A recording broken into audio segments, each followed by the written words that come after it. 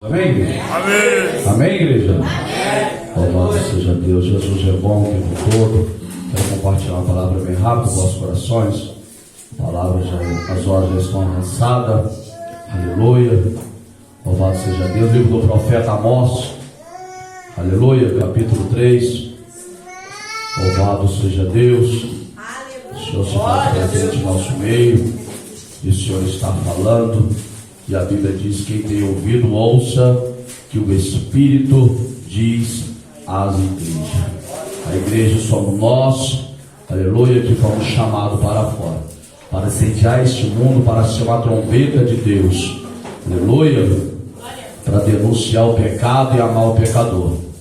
Foi para isso que Deus nos levantou, nos escolheu, aleluia. Amós capítulo 3, do 1 ao versículo 7. Ouçam a palavra que o Senhor falou contra vocês, filho de Israel, contra toda a família que ele tirou da terra do Egito. Ele diz: de todas as famílias da terra, somente a vocês eu escolhi, portanto eu os punirei por todas as suas iniquidades. Será que dois andarão juntos se não tiverem de acordo? Será que o leão vai rugir na floresta sem que tenha encontrado presa? Será que o leãozinho fará ouvir a sua voz no covil se não tiver apanhado nada? Será que a ave cairá na armadilha se o laço não estiver armado? Será que o laço se levanta do chão sem que tenha apanhado alguma coisa? Será possível tocar trombeta na cidade sem que o povo comece a tremer? Será que sobrevirá algum mal à cidade sem que o Senhor tenha feito? Certamente o Senhor Deus não fará coisa alguma sem primeiro revelar o seu segredo aos seus servos, os profetas. Louvado seja Deus. Igreja, nós sabemos que Amós, ele foi levantado num período de escassez espiritual para despertar o reino do norte, aonde os juízes e até sacerdote que já tinham se corrompido. E agora vamos ver que Amós, ele significa fardo, ou aquele que leva a carga. Amós, como foi boiadeiro, foi levantado por Deus neste período para trazer, ver se o povo no Velho Testamento, na Antiga Aliança, viesse a despertar dos seus pecados e das suas iniquidades. E mesmo assim, obreira Natália, o profeta Amós, tentando alertar o povo, a sua mensagem foi rejeitada. Observa que Amós agora, ele está no seu ministério profético, exercendo o seu ministério para o reino do norte. É semelhante agora como o profeta Jeremias agora está exercendo o seu ministério, mostrando para o povo de Judá que o cativeiro viria. Jeremias pregou, ou seja, 40 anos no teu ministério, e o povo não deu ouvido. Assim sou profeta de Deus naquele tempo, que exercia a palavra de Deus para trazer o despertamento ao povo, porque Deus estava vendo que o povo estava morrendo espiritualmente. E observa que Amós, evangelista diviso, ele estava pregando, era para juiz, governante. E entenda que eu, buscando dentro do texto, que até o sacerdote Amazias lá de Betel foi contra a palavra dele. Ou seja, toda vez que você anunciar juízo, anunciar verdade, anunciar aquilo que Deus quer, muitos não vão gostar. Sabe por quê? Porque o profeta, naquele tempo, quando ele saía, todos ficavam automaticamente assim, tremendo e temendo, porque o profeta vai trazer juízo, o profeta vai trazer alguma coisa. Mas o que me chama a atenção, se o sacerdote de Betel não queria ouvir a verdade, eu fiquei perguntando a Deus, não era mais fácil esses dois se unir em prol do reino?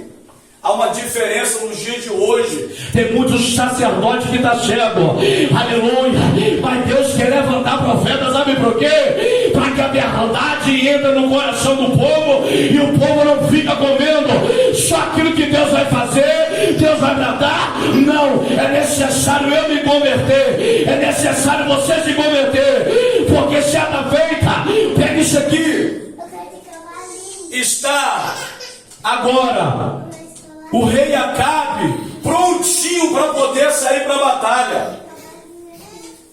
Aí sabe o que acontece, irmão Anjo? Todos os profetas dizia para ele: sobe, porque vocês vão ganhar os filhos. Só que tinha um no meio deles que se chamava Josafá. E Josafá vai falar para eles: Porventura, não há outro profeta aqui? Ele diz assim,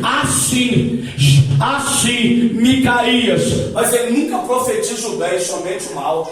Verdade. Então traz ele. Manda chamar.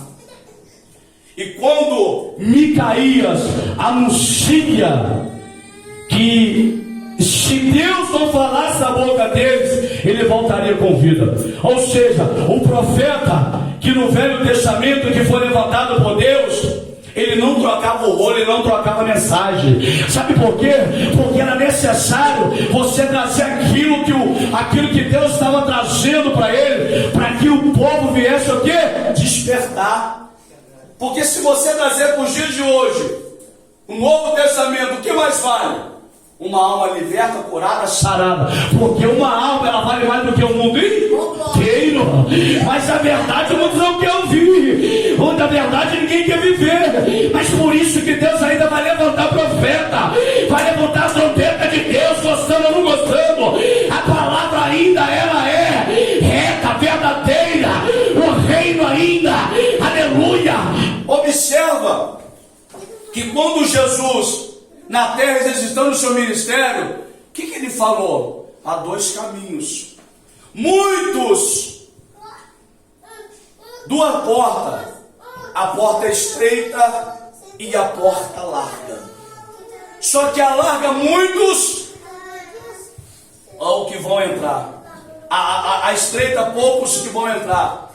A larga, há muitos aonde vão encontrar. Então observa que quando a palavra de Deus ela vai ser direcionada para que nós que ouvimos e necessitamos todo dia a viver esta palavra, há momentos que o próprio Espírito Santo está olhando para mim e está olhando para você. Tem coisas, filho, que você não está me agradando. Tem coisas, filho, na tua vida que você não está me agradando. É por isso que às vezes a palavra vai mais incisiva, mais confrontadora. Mas por quê? Para sarar. Porque se não houve verdade, eu vou continuar o quê? Agindo do meu jeito, da minha forma, do meu entendimento. É por isso que o profeta naquele tempo era rejeitado essa mensagem. O profeta estava no calabouço, o profeta foi cortada a cabeça dele, aleluia, mas ele não parou de falar a verdade. É por isso que a gente muitas vezes temos que entender que quando Jesus ele foi buscar cativo o cativeiro, em Efésios capítulo 4, versículo 9, a Bíblia diz que ele antes dele subir, ele desceu, e ele deu dons aos homens.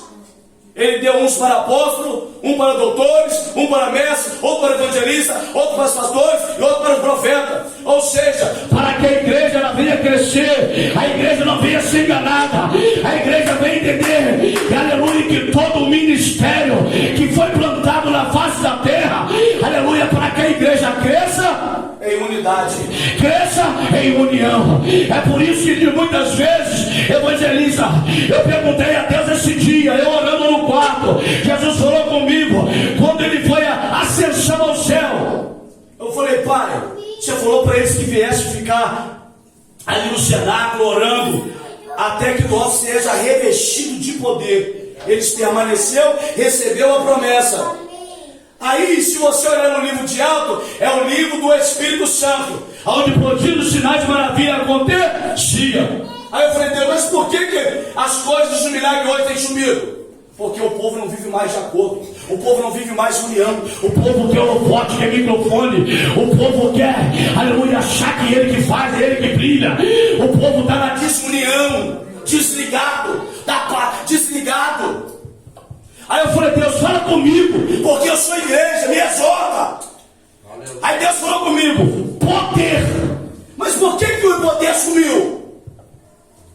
Sentimento no coração da noiva. Aí será que o Espírito Santo, que é santo, ele tem tantas coisas boas, maravilhosas para manifestar no nosso meio, mas por que não acontece, pastor Felipe? Aí muitos vão dizer, o altar tem pecado. Aqui em cima tem que dar santo e puro. O que o lugar que não pode dar pecado é aqui. Aleluia, aleluia. É por isso que Deus ainda, ele tem um santo remanescente para pegar a verdade e a gente entender que o poder de Deus, ele opera ontem, hoje e continuar operando. Mas tudo depende de nós que somos a igreja de Deus, a se posicionar como as Sagradas Escrituras pede. Então eu falei, Deus, mas o povo vivia como um acordo? Vivia ali com amor, compaixão, vivia. Mas o texto diz que eles todo o tempo eles estavam orando. Está no cenáculo, está no monte, está orando. Porque se eu vivo uma vida vazia, aonde há de manifestar prodígios e maravilha? Mas Deus conta com a igreja. Cadê a igreja do Senhor? Na terra, aleluia, que é projeto que Deus escolheu, aleluia. Aí nesse dia de hoje, segundo o elo da campanha, eu creio que da mesma forma eu não saio, porque eu falo com Deus, Deus me exorta, puxa minha orelha, aleluia, não deixa eu morrer espiritualmente, não deixa eu viver da minha forma, não deixa eu viver do meu jeito, porque Pai, eu preciso, eu necessito, porque a salvação é individual, porque a salvação, ela não salva quem está pregando, salva quem vive. Você está entendendo, igreja?